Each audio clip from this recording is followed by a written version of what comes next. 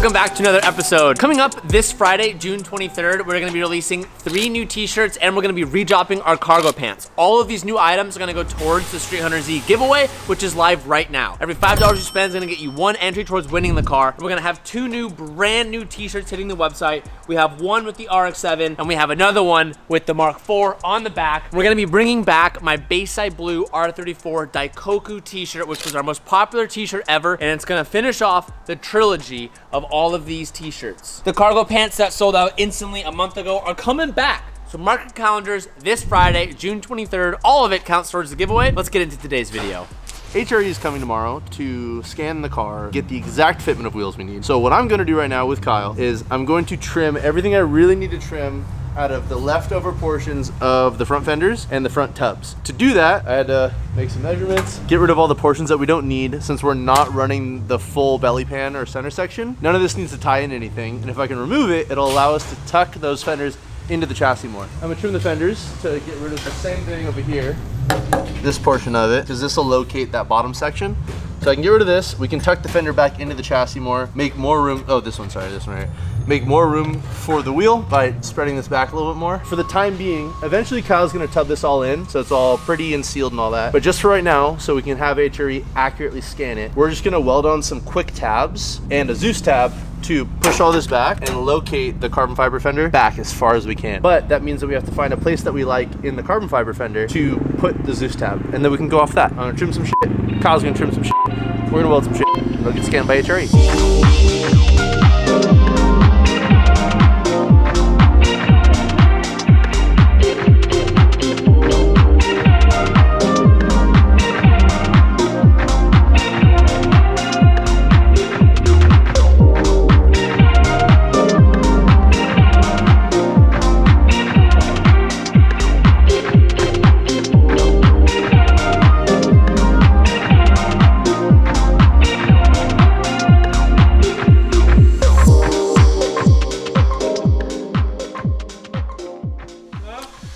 Go out real quick.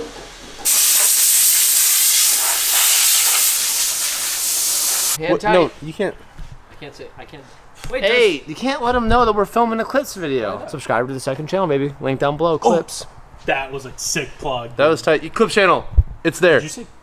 No. What we're gonna do right now is reinstall everything that I just trimmed, and then we're gonna, if you want to film in here real quick, Kyle's gonna do all these tubs later, but we're just gonna tuck this up and in as far as we can so we can fit as much wheel as we can. So I'm gonna trim up here the tiny bit more, drill a hole, put a Zeus probably here or somewhere in here, and then he'll make a tab on the backside so we can at least adhere it for now, and then we'll finalize it once he does the tub work. H3 just left. They came in today and did 3D scans of all the wheel wells. The 3D scan allows us to get information of our depth and our width, pretty much allows us to maximize all of the wheel well space to the best of our ability so we can size the wheels accordingly. As I've said a million times, it's really important for this car to have the correct fitment so it fills the wheel wells as much as possible without rubbing or without creating issues when trying to turn this car. We want this car to be drivable on the street and we want it to be enjoyable and not a nightmare. And with the help of HRE doing the 3D scans, it's gonna ensure that we're gonna get the best fitment physically possible with the amount of room given from the car. All right, guys, it's the Monday after the Friday that you guys just watched. H3 was here. They got the data. They got all the information we needed, but we ran into an issue. This was an issue that we knew was gonna happen, or we thought potentially could be a problem for us, and that is the GT3 race car has a different wheelbase from pretty much the firewall forward. The suspension geometry is another like 5 inches forward, which puts our wheel position for the OEM car not technically in the perfect center of this wheel well. This is actually our Mark V Street Hunter rear wheel.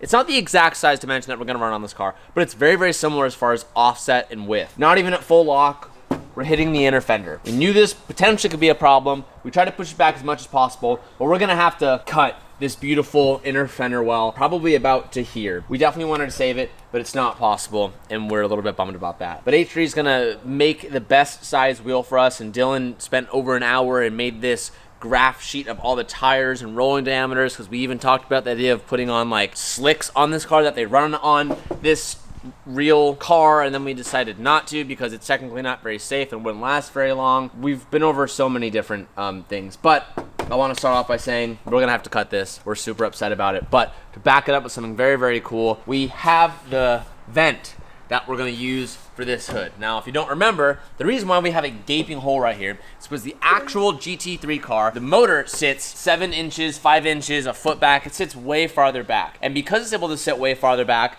the whole car from 2 feet forward is all ducting and venting. All ducting and venting that we're not able to use. So to get this hood to actually sit flat, Dylan, Calvin chopped off a big portion of it, which left us with 2 huge holes. We talked about a bunch of different ideas of how we can do this. We talked about maybe just making a brand new hood that looked like this. Amongst all of our brains put together, I don't know if it was this Dylan or this Dylan. I think it was this Dylan. I think it was this Dylan. Definitely this Dylan. Dylan was like, Dude, you did let's just scan the hood. That's what all these dots are. And let's use our internal team at Street Hunter to make vents for this. So we came up with an idea of what we wanted the vent to look like, styling wise. And we had it designed in-house and produced in-house. And it's a pre-impregnated piece of carbon. I'm doing a lot of talking. I'm gonna show you it now, but I just really want to flex this because Dylan has worked on this for the past 2 weeks, designed and made it. First time ever doing a pre-impregnated part, which if you don't know what pre-impregnated is, I'm gonna let Dylan explain it, and I can see how big the vent is. Oh, I'm gonna look. Ready? Wow! That's huge.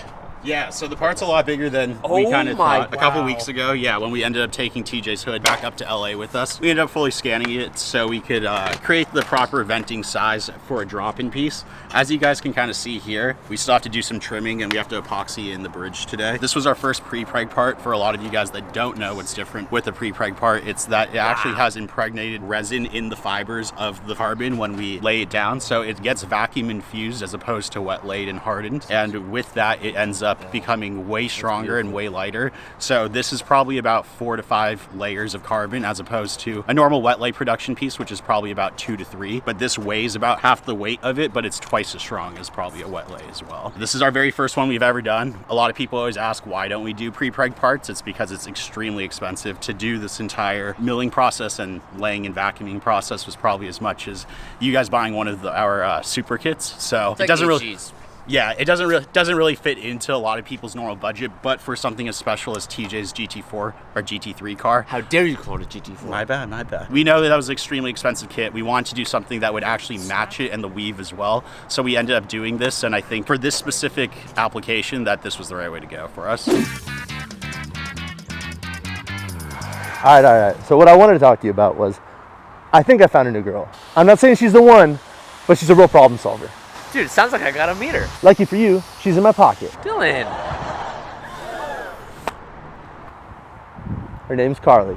Carly is an OBD2 plugin for your car. It has a Bluetooth connection, so once this thing is plugged in, you're able to access a bunch of information from your car. You're able to read codes, clear codes, you're even able to do some slight coding for the BMW boys out there, and you can even get live parameters and live feedback of your car. Let me show you how it works. Every car has an OBD2. It's placed under your left knee on the driver's side of the car. What you're gonna do is you're just gonna plug this little sucker in, and you're gonna know it's connected because the little lights start flashing. Once the car is running, it's automatically gonna connect. I'm actually running a diagnostics test right now, which is gonna be checking all of my systems, and we're only 20% through, and it's found 9 issues. It's telling me my keys are low, and it even says right here, not serious. Front left TPMS, front right TPMS, rear left, rear right, which explains why there are so many. And what's great is you can actually clear all these issues. So once you've addressed them and you know what to fix, you can get rid of all those engine codes. Another great feature is you can get live data. So you can connect to your car, and if you're at the track and you wanna see coolant temps, oil temps, any live data, you can actually program that. So on your dashboard, while you're on track, you're able to pull up certain information that you wouldn't otherwise see. Carly is an amazing tool that you should have in all of your cars. And right now, if you guys click the links down below, you can save money on a Carly of your own by clicking the links in my description. Thank you so much for Carly for sponsoring this video, and now let's get back to it. We've gotten comments before, why don't we make pre-impregnated parts? Or people think that it's fiberglass with carbon laid on top, and we've always kind of ignored it because it's such a difficult thing to explain because a lot of the internet has no idea what they're talking about. If you were to get, let's say, Brabus, you can order stuff for their like AMG, G63, a Brabus front lip is like literally 4 or 5 grand. And it's like, why are these parts so expensive? And that's because their parts are pre-impregnated. This whole entire kit is pre-impregnated carbon. I already kind of said it. I paid over 6 figures for this whole kit. And it's because the process to make this stuff is so damn expensive. And for a small owned company like Street Hunter, we don't even own all the parts and all the machines to make pre-impregnated. We outsource that, and it's just terribly expensive, wildly cool, insanely cool, like real race car stuff. Just these 2 vents cost us close to 8 grand. So think about that. If we were to make these parts for cars, we'd have to be selling our body kits for like 40 grand, and no one's gonna spend money on that, which is why you see different processes of carbon being made. It's not that we can't do it, we can do it, and this is insane. This was like our first time. I wanna say Dylan, because Dylan's the one who really orchestrated all this. First time putting this together. But I want to highlight that a little bit. Dude, this is crazy. Yeah. So this design too, Dylan and I kind of just came up with over text message. We wanted to do a big loop. Oh my God.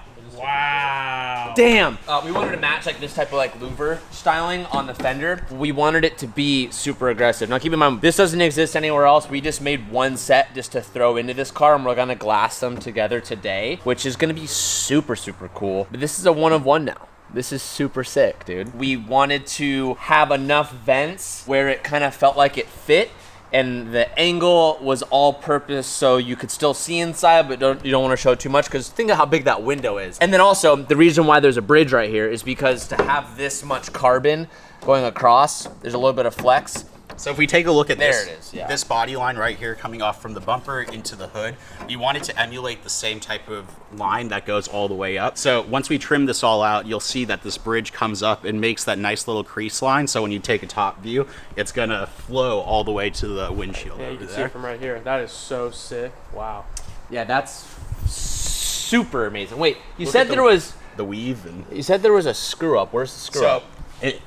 If you look right here, it wrinkled the tiniest bit just due to the fact that the gel coat and the carbon didn't properly adhere. Like we said, it was our very first time.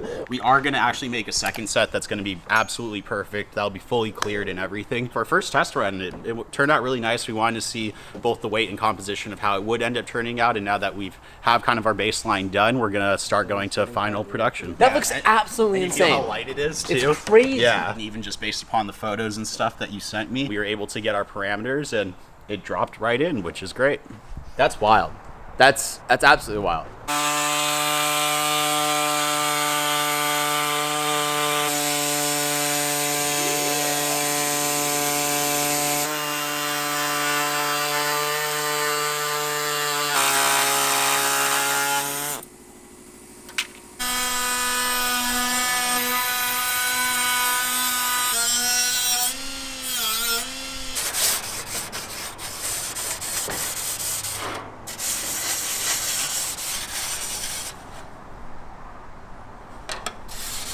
So this is the first prototype, so it just needs a little bit of cleaning up. So I just kind of went over and cleaned up all the undersides of all the louvers, so they're a lot more uniform. I'll probably do the end lip, just clean up all the edges. That's it. And now she's kind of ready for install.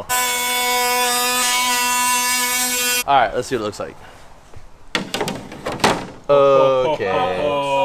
Okay. Dude, go away. Don't mind me, I'm just being up here above you all. Hey, elf on the shelf. Wow, that's great fitment. Holy moly. Look on this side right here, on the front of it. Wow. Check that out. Yeah. Wow, that's we're on it. nuts. dude. Minimal trimming. And no bonding. Yeah. No, this is just laying here. And then in here, like. Yeah, this just needs to be cut a little more. That's why it's raised. We'll need to be careful with this hood latch. Might get smoked. Or we could we honestly, I would just trim around the hood latch. Yeah, I'm gonna trim around the hood latch. And the weave and everything. It's, Yeah, it matches. You'd think this is how it comes. It looks amazing. Fitment dialed. No, that was literally perfect. This is super good. I mean, all the detail work Dylan just did. Both Dylan's Team effort. looks super good. I'm really excited that this thing is coming out. I keep saying that. So now this is all trimmed up. Now it's time to glass it and body it in, or whatever you're gonna do. Yeah, epoxy it in first before glassing it. All we had to do, we're just gonna body bond or 2-part epoxy. Yeah, I Whatever don't know you the wanna right call it. language to explain that. So all we did was trim it, made some recesses for it to fit super flush, trimmed a little more of the hood, a little more around the aero catch, and then this bottom portion under here, we kind of devised a plan to line it up where we want it perfectly. So TJ marked it. You can see the lines right there. There's a little crosshatch. So I had to notch some of this out to fit it with the hood since it still had the underside. So basically we just marked it where we want it, and we're gonna 2-part epoxy it onto the hood, let that sit for a while, and then once we do that, we'll put the actual louver portion on the top. That way we can do a bead around the whole thing and sandwiching the back portion, and then the whole thing will be epoxied to the new hood. And then it will be halfway done. Yes, it will. While we're waiting for this to dry, we got a little care package from a certain set of friends from AGM. I say a certain set of friends because they're not my friends. I don't personally know them, but Dylan knows them. Hi guys. This is super cool stuff, and I think I don't know how you know them. You're friends with them? Yeah, that's it. I'm friends with them. This stuff is really cool. They're the best. They make awesome stuff. We just got this package, and it's really rad stuff I've never seen before, and I just want to say thank you to them because they sent this for us to use, and it's going to be super helpful. Let me go get a jack to... Oh, actually, it's on the back of the M4 now. We can just use it on there. No, there's another one right here. This product is what specifically got my interest, and I really want to show it to you guys. It's called a jack rod. And how many times do you guys jack up your car and you feel too lazy to put a jack stand underneath your jack? I don't know about you, but I'm definitely someone who has been too lazy to do that, and it's not safe. You shouldn't do that. They make a product called a jack rod that pretty much just adds a safety support to your jack so that you don't need a jack stand. This is a really cool product for at home or if you're at the racetrack. We do this all the time. We're like working under the car, going super fast. Dylan's going super fast, and technically it's not safe. So that's a really rad product that, I'll be honest, when I saw it, I was like, oh, what is this, like 200, 300 bucks? It's only 100 bucks. That's not a lot if we're talking about saving a life. Sent a couple of those, which is super rad. Then they also sent a brake pressure bleeder, which we have a couple, and they're terrible. This is an actual super nice one. Comes with a couple different caps and will make our job a little bit easier, or Dylan's job a little bit easier. Next time we need to bleed something and you're by yourself. And I sent this for Dylan. This isn't for us. Hey, all you drift boys out there, get used to these. Start putting these in your cars. I've never even seen that before. They're power steering pressure relief valves. So it's just a one-way valve that when you overpressurize your system to a certain PSI, it reverts it back into the reservoir. Saves your pump, saves your rack. You can dial it into whatever PSI you want. And yeah, a little bit extra effort, and they're super badass. I've never seen that. I sent a couple of these, so AGM, shout out to you guys. Thank you, I appreciate it. These gifts will definitely be used, and you're gonna see them around the shop, so I just wanna give a little thank you and shout out to them. We've let this now sit overnight, and the bridges are epoxied in, but we still need to go ahead and epoxy and then finish glassing in this vent. So this is what it looks like right now. Still a little bit wet, so I'm scared to kind of touch it, but what we're essentially gonna do now is just finish epoxying this inside, and then we'll go ahead and glass it in. This came out really good. Honestly, it came out better than I thought it would, and I'm just really proud of everyone who made this happen. So shout out to the whole Street Hunter team. This is what our new one-of-one hood will look like. In the next episode, guys, we're really gonna focus on, well, I'm actually not gonna tell you because we have a little secret coming for this car that I wasn't originally gonna do. And Kyle and Dylan kind of spoke it into existence, and we're just waiting on all the components to come in, and we'll be able to fire it up. Don't forget that coming up this Friday, Hunt & Co is going to release 3 new t-shirts and cargo pants, all at thehuntandcompany.com. And every $5 you spend is going to get you 1 entry towards winning our wide body Street Hunter Z. And with that, I'll see you boys in the next video. Peace out, and keep moving forward.